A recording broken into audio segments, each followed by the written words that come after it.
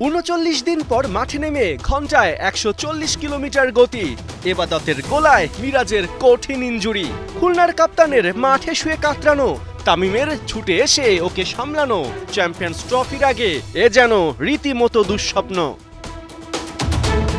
না, এই দুঃস্বপ্ন মিরাজ কাটিয়ে মাঠে নামলেও দলের হার এড়াতে পারেননি। তামিমের নেতৃত্ব আর মালানের ঝড়ো ব্যাটিংয়ে দাপুটে জয় তুলে নিয়েছে বরিশাল বাহিনী। এদিন টপে ওঠার লড়াইয়ে বরিশালের সহায় ছিল ভাগ্য।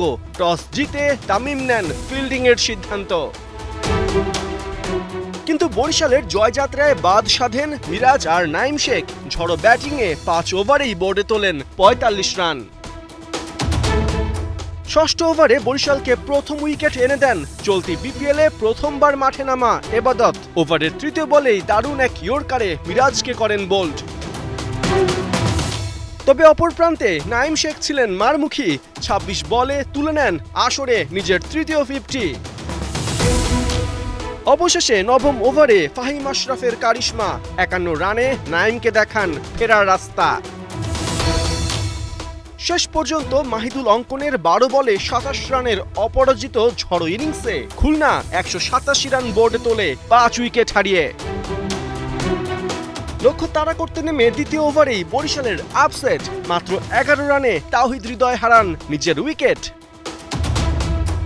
তবে ডেভিড মালান আর তামিম ইকবাল ব্যাটে দিয়েছেন শান। ওদের দাপুটেই পাওয়ার প্লেতে বরিশালের বোর্ডে ১ উইকেটে ৫৬ রান। অবশ্য এদিন তামিমের ব্যাটে বড় ইনিংস আর আসেনি। ২৫ বলে ২৭ রানে ড্রেসিং রুম ফেরেন বরিশালের অধিপতি। ৩৭ বলে ৬৩ রানে মালান আউট হলেও বাকি কাজটা সারেন ফাহিম আশরাফ। ৬ বলে ১৮ রানের ইনিংসে সব শঙ্কা করেন সাফ। ৫ বল আগে বরিশালকে এনে দেন ৫ উইকেটের জয়। এর মধ্য দিয়ে ১০ ম্যাচে রংপুরের সমান ১৬ পয়েন্ট এখন বরিশালের। শুধু রান রেটে এগিয়ে রংপুর টেবিলের শীর্ষে। পার্থ বণিক, ৭১।